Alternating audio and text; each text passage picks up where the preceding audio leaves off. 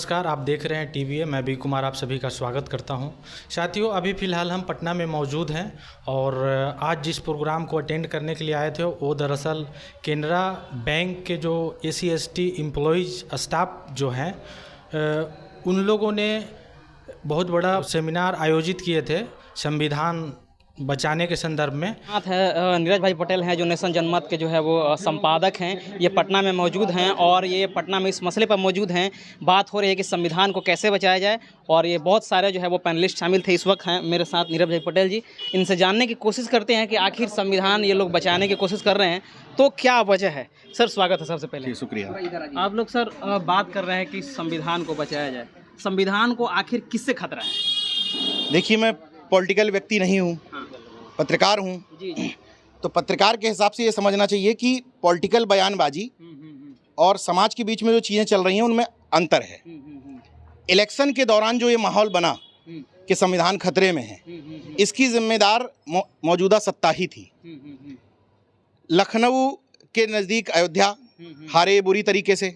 अयोध्या के सांसद लल्लू सिंह ने अपने बयान में खुद कहा कि हमें 400 पार इसलिए करना है क्योंकि हम संविधान बदलना चाहते हैं। इनके केंद्रीय मंत्री और तमाम अन्य नेताओं ने खुद अपने मुंह से कहा कि 400 पार इसलिए करना है कि संविधान बदलना है। तो ये बातें इनकी तरफ से आई। दूसरी बात, जिस तरीके से इस सरकार में ED CBI इनकम टैक्स का दुरुपयोग हुआ या संवैधानिक संस्थाओं को कमजोर किया गया, ये तो सुप्रीम कोर्ट ने भी कहा, ये मेरा बयान नहीं है। जिस तरीके से चुनाव आयोग को लोग चुनाव आयोग लिखने लगे सोशल मीडिया में, जिस तरीके से उसका शॉर्ट फॉर्म कर दिया केंद्रीय चुनाव आयोग का केचुआ, तो ये तमाम परिस्थितियां ऐसी थी जिनकी वजह से समाज के बीच में ऐसा संदेश गया कि यार संविधान खतरे में है क्या। और उस बात को ये लोग दबा नहीं पाए। दबा क्या नहीं पाए, बल्कि बीजेपी ने और इस बात को उठा दिया तमाम जगह से कहकर। आज इलेक्शन के बाद जिस तरह का जनमत दिया लोगों ने, रिजल्ट जिस तरह का दिया, मजबूर होकर के देश के प्रधानमंत्री को शुरुआत में ही संविधान को नमन करना पड़ रहा है। ये इस देश के संविधान की ताकत है। मैं उसी पे आ रहा था सर। इससे पहले भी नरेंद्र मोदी जो भारत के प्रधानमंत्री हैं वो बोले थे कि अगर अम्बेडकर भी आ जाएंगे तो संविधान खत्म नहीं हुआ, और इलेक्शन के बाद वे संविधान के सामने सिर नवाते हुए और नजर आए। तो इस बात से कैसे इनकार किया जा सकता है संविधान खतरे करने के लिए बीजेपी आई है? देखिए, कथनी करनी में अंतर होना, यही एक बहुत बड़ा फर्क होता है। दिखावा। अगर पिछली सरकार के कार्यकलाप आप देखें, चाहे मीडिया के नज़रिए से हों, मैं इससे पहले कांग्रेस सरकार थी, कांग्रेस के सरकार में भी मैं मिनिस्ट्री मीडिया में काम करता था। Hindustan, Amar Ujala, Dainik Jagran, India today, news nation, तमाम चैनलों में बड़े बड़े पत्रिकाओं में काम किया। तो ऐसा नहीं कह सकते कि फ्री था एकदम कांग्रेस के समय में मीडिया, लेकिन इतना पंगु नहीं था कि स्पष्ट तौर पर निर्देशों के इनके खिलाफ चीज़ें चलनी ही नहीं हैं। आप खुद एक समानांतर मीडिया से वास्ता रखते हैं। आप देखिए इस समय जो मीडिया में चल रही हैं जिस तरह की चीज़ें, उसमें ऐसे प्रेजेंट किया जाता है जो एक व्यक्ति महामानव की तरह है। वो ये साबित कर देते हैं कि मेरा जन्म बायोलॉजिकल हुआ ही नहीं है, अवतारी टाइप से। जब उनसे सवाल पूछे जाते हैं तो पूछा जाता है आप आम कैसे खाते हैं, आप इतने एनर्जी कहाँ लाते हैं, आप बटुआ रखते हैं कि नहीं रखते हैं। देश के प्रधानमंत्री ने चुनाव के समय इतने सारे इंटरव्यू दिए, उनमें एक में भी इतना गंभीर सवाल नहीं आपको दिखाई देता है। तो ये तो मीडिया की बात हो गई। मीडिया के बाद जुडिशरी अगर किसी चीज़ को लागू करने को कहती है तो संसद में कानून बना करके उस बात को छोटा कर दिया, साबित कर दिया जाता है। जिस तरीके से जो संवैधानिक संस्थाएं देश में बहुत ताकतवर हुआ करती थीं, उन संवैधानिक संस्थाओं को एकदम पंगु बना देना। इसी समय में चुनाव आयोग से कई महत्वपूर्ण लोग छोड़ करके गए। क्यों गए? तमाम जगह पर जो लोग सुटेबल नहीं बैठ पा रहे हैं, क्या वजह है? एक चीज़ सोच करके देखिएगा, क्या वजह है कि CBI, ED इन जगहों पर बैठे हुए कुछ खास लोगों को बार बार एक्सटेंशन दिया जा रहा है। सुप्रीम कोर्ट ने जब स्पष्ट पूछा था कि दिल्ली के चीफ सेक्रेटरी को जब ये लोग कार्यकाल बढ़ा रहे थे कि आपके पास IAS की कमी है, क्यों कुछ चुनिंदा लोगों को इनाम दिया जा रहा है? इसका मतलब कि उन खास लोगों से कुछ खास काम करवाए जा रहे हैं और उसकी आड़ में इस तरह के काम करवाए जा रहे हैं। ये तो और चीज़ों की बात हो गई। दूसरा महत्वपूर्ण बात देखिए, संविधान में मूल बात क्या है? संविधान का समाजवादी होना और संविधान में धर्मनिरपेक्षता की बात करना। देश का प्रधानमंत्री एक तरफ ये कहता है कि मेरे रहते हुए संविधान को कोई छू नहीं सकता, वही प्रधानमंत्री मंच पर मुस्लिमों के खिलाफ जहर उगलता है। तो संविधान का तो सीधे सीधे वायलेशन हो ही गया, धर्मनिरपेक्षता पर तो उल्लंघन हो ही गया। जब सीधे सीधे उत्तर प्रदेश के मुखिया, एक प्रदेश का मुखिया, मुख्यमंत्री एक धर्म विशेष को टारगेट करते हुए गर्मी शांत होने की बात, शिमला बना देने की बात, बुलडोजर चलाने देने की बात करते हैं, तो स्वाभाविक तौर पर ये संदेश जाता है। जैसे एक और उदाहरण आपको देता हूं, कहा गया मैं माफियाओं को मिट्टी में मिला दूंगा उत्तर प्रदेश के मुख्यमंत्री द्वारा। बिल्कुल सही बात है, मीडिया ने प्रेजेंट भी किया कि इनको खत्म कर दिया, उनको खत्म कर दिया, लेकिन जब आप सूक्ष्म रूप से देखेंगे तो एक जाति विशेष के माफियाओं को टच तक नहीं किया गया जो सीएम की अपनी जाति से आते थे। ये बात सही है कि आप कह सकते हैं कि कुछ चुनिंदा माफियाओं को खत्म कर दिया गया, लेकिन उन माफियाओं को खत्म करने की आड़ में एक जाति विशेष के माफियाओं को फिर से पुनरुत्थान कर दिया गया। तो जब ये लिखते हैं कि मैं माफियाओं को मिट्टी में मिला दूंगा, तो सोशल मीडिया पे लोग ब्रैकेट में लिख देते हैं अपनी जाति को छोड़ करके। सर, प्रधानमंत्री नरेंद्र मोदी जो है वो 2024 इलेक्शन के पहले एकदम ऐसा लग रहा था कि तानाशाह हो गए हैं, कुछ इनके जो है वो सारा चीज़ इनके बस में है, लेकिन जैसे ही 2024 का इलेक्शन खत्म हो गया, ऐसा लग रहा है कि ये बैकफुट पे आ गए। मतलब जो लोग बहुजन समाज के लोग नारा देते हैं कि जो है वो शासक जो है वो मजबूत नहीं मजबूर होना चाहिए, तो यही तो लोकतंत्र की ताकत है। यही लोकतंत्र की ताकत है कि जहाँ जिस उत्तर प्रदेश में, भाई मैं जब आईएमसी से मॉस कम्युनिकेशन कर रहा था, उस समय अगर कोई कह देता था कि आप गोबर पट्टी से हैं तो बुरा लगता था, लेकिन धीरे धीरे मैंने रियलाइज़ किया कि एक्चुअल में हम लोग गोबर पट्टी से हैं। ये बिहार, ये सब गोबर पट्टी के ही जगह पे तब्दील हो चुकी हैं, जो कि एक क्रांति की भूमि हुआ करती थी। लेकिन इस बार गोबर पट्टी के लोगों ने भी ये जनादेश दिया देश के लोगों को कि ज़्यादा दिन तक हमें मूर्ख नहीं बना सकते हो। सबसे बड़ी चीज़, अयोध्या तो छोड़ो, जिस फैजाबाद मंडल में अयोध्या आता है उसकी 5 लोकसभा सीटें 5 निपटा दी। मतलब पूरा फैजाबाद मंडल साफ हो गया। जिस चित्रकूट में इन्होंने धार्मिक नौटंकी की, वहाँ बांदा सीट खो गए। जिस काशी में इन्होंने धार्मिक नौटंकी करने की कोशिश की, वहाँ महज 1,52,000 से जीत होती है। सोचिए, प्रधानमंत्री की जीत। इसका मतलब देश की जनता ने ये जनादेश देने की कोशिश की है कि धर्म के मुद्दे पर ज़्यादा दिन हमें तुम उलझा के करके नहीं रख पाओगे। कमज़ोर सरकार इसलिए ज़रूरी है, केवल बीजेपी की बात नहीं कर रहा हूँ, किसी भी सरकार को मैं नहीं मानता कि इस देश में इतना अच्छा किसी के अंदर न्यायिक चरित्र है कि कोई सरकार कंटिन्यू रहनी चाहिए, कोई भी सरकार बदलते रहना चाहिए। वजह है क्योंकि एक तो जातिवाद बहुत हावी है। जातिवाद, सबके अपने अपने एजेंडे, दक्षिण पंथ, वाम पंथ, किसी का अपना मतलब अलग एजेंडा, तो ये इतना ज़्यादा हावी है इस देश में कि कोई भी एक सरकार लगातार रहेगी तो वो तानाशाही होगी ही। इसलिए मेरा व्यक्तिगत नज़रिया है कि चेक एंड बैलेंस होते रहना चाहिए।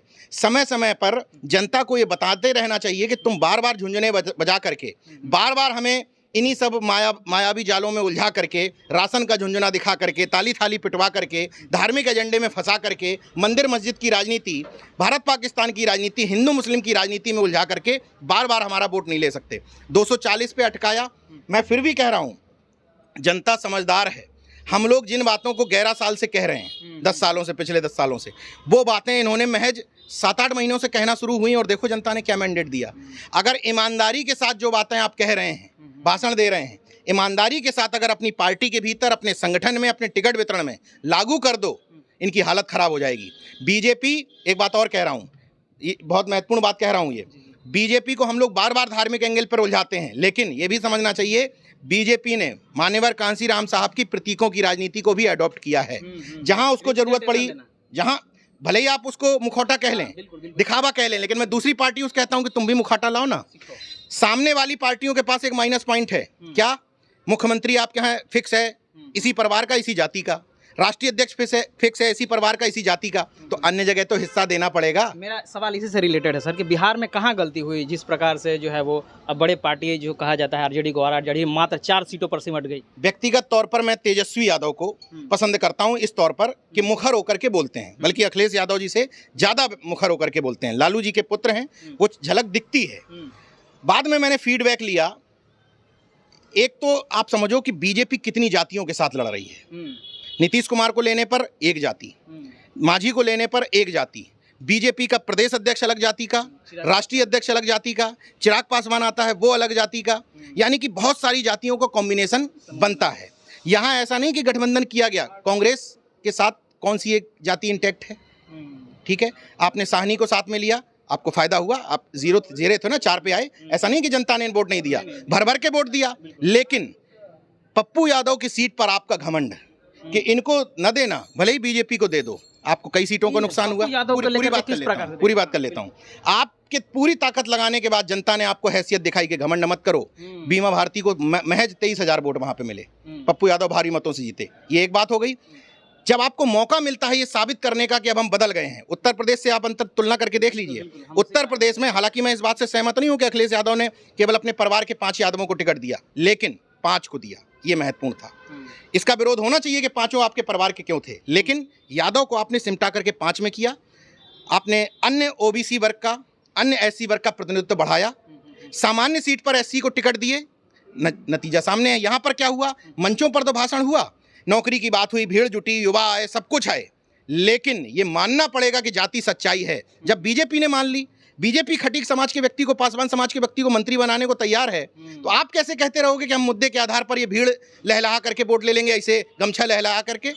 आपको मौका मिलता है, 23 सीटें मिलती हैं आपको, 23 में से 13 सीटें आप ओबीसी और अन्य पिछड़े को देते हैं, 13 में से 8 अपनी जाति को, 2 आप पहले से ही परिवार के हैं।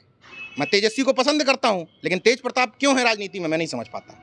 हो सकता है किसी को खराब लगे, मैं फिर कह रहा हूं, मीसा भारती भी आ जाती हैं, दूसरी बहन रोहिणी आचार्य भी आ जाती हैं। तो जनता यार इतना चीजें तो देखती है कि आप अपनी जाति और जाति में भी परिवार। तो एक तो ये नुकसान हुआ। दूसरा नुकसान क्या हुआ कि जो लोगों ने बताया, अभी फीडबैक मुझे मिला कि घमंड भी आ गया था। जो कई सीटों पर ये नजर आया, लगने लगा था मैं अकेले किला जीत लूंगा।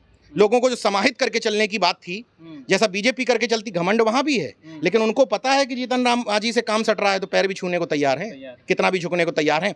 ये जो मैं बार बार कहता हूं ना मंचों पे कि नाक छोटी कर लो, दिल इतना बड़ा कर लो, वो चीज जब तक नहीं आ पाएगी तब उत्तर प्रदेश में और भी बढ़िया परिवर्तन दिखता। अगर ये पहले से मेहनत कर रहे होते तो जनता का मैंडेट है, ये मेहनत का मैंडेट नहीं है, जनता ने परिवर्तन किया है। सर, उत्तर प्रदेश की राजनीति से मेरा एक सवाल है कि चंद्रशेखर आजाद को आप किस प्रकार से देख रहे हैं? चंद्रशेखर, मैं व्यक्तिगत तौर पर चंद्रशेखर की राजनीति का पक्षधर हूं, क्योंकि मैं ये देखना चाहता था कि मैं बहुत सैद्धांतिक पूर्ण बात करता हूं। मुझे ऐसा लगने लगा था कि मेरे सिद्धांतों के आधार पर शायद चुनाव नहीं जीते जा सकते, खासतौर से विधानसभा और लोकसभा तो बिल्कुल नहीं जीते जा सकते।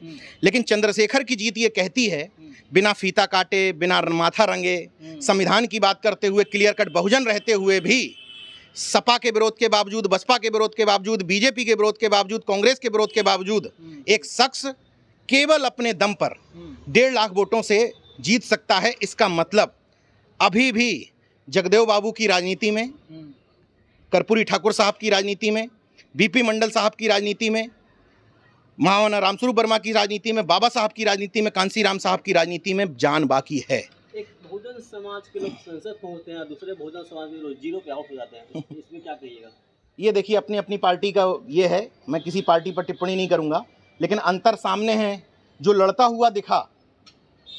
हुआ दिखा उसको जनता ने संसद में पहुंचा दिया, जिसके ऊपर लोगों को संदेह हुआ उसको जीरो पे पहुंचा दिया। सर, एक मेरा सवाल, उनको, जिनको जीरो पे पहुंचाया है, उनको आत्ममंथन करने की जरूरत है अपने भीतर कि आखिर ऐसा क्यों हुआ। इतनी बड़ी पार्टी, इतना बड़ा मिशन, मैं फिर से कह रहा हूं आप सब लोगों के सामने, अगर बीजेपी के सामने बसपा जैसी पार्टी मजबूती से लड़ रही होती तो बीजेपी को हराना ज्यादा आसान था। सर, वो लोग माननीय कांसी राम के क्या बोलते हैं, वो उत्तराधिकारी मान रहे थे अपने आप को। ये उत्तराधिकारी वाला शब्द से तो तकलीफ है मुझे। लड़ाई तो पूरी इसी की लड़ी जा रही है कि हम एक तरफ भाषण में भी कहते हैं कि बाबा साहब कहते थे कि रानी के पेट से अब राजा कब पैदा नहीं होगा, अब तो ईवीएम और बैलेट से होगा, यहाँ उत्तराधिकारी पैदा किए दे रहे हैं। सर, जिस प्रकार बिना बैलेट के उत्तराधिकारी कांसीराम साहब की अगर हर बात फॉलो करते हैं तो कांसीराम साहब की ये बात फॉलो क्यों नहीं करते कि उन्होंने अपने परिवार से कोई राजनीति में नहीं लाया था, बहन जी को उठाया था। तो आप भी तो, आपकी पार्टी के भीतर बहुत एक से एक शानदार लोग हैं, लेकिन जब उनको डेवलप नहीं करोगे, केवल उत्तराधिकारी की राजनीति होगी, तो फिर वो तो चांस की बात है। कोई अखिलेश यादव निकलेगा, कोई तेजस्वी निकलेगा, कोई तेज प्रताप निकलेगा, कोई स्टालिन निकलेगा, कोई आकाश आनंद निकलेगा। जब चुनना उन्हीं में से है तो उन्हीं में से कोई अच्छा बुरा विकल्प। एक सवाल सर, मेरा एक सवाल सर है कि पिछले 2 टर्म से विपक्ष संसद में खामोश था, क्या ऐसा लग रहा है कि इस बार जो है वो गरजने का आवाज आएगी? नहीं आएगी, संख्या बढ़ेगी, कॉन्फिडेंस बढ़ता है, प्लस सबसे बड़ी बात, किन मुद्दों के आधार पर जीते हो। अगर ये लोग पिछली बार माथा रंग करके जीत जाते, फरसा उठा करके जीत जाते, त्रिशूल लेकर के जीत जाते, तो इनको लगता कि यार ये फालतू बकवास करते हैं ये लोग संविधान की और इन सब की, तो बात नहीं उठती। लेकिन वो स्वार्थ में ही सही, मैं अभी भी मान रहा हूं कि दिल से नहीं है ये लोग ये, लेकिन स्वार्थ में ही सही तुमको ये समझ में आ गया है कि संविधान पर जीते हैं, आरक्षण पर जीते हैं, हिस्सेदारी पर जीते हैं, तो झक मार करके मजबूरी में ही सही अपनी पिच पे तुम्हें खेलना पड़ेगा। वीडियो कैसा लगा कमेंट करके बताइए। चैनल से नए जुड़े हैं तो लाइक कीजिए, शेयर कीजिए, सब्सक्राइब कीजिए। धन्यवाद।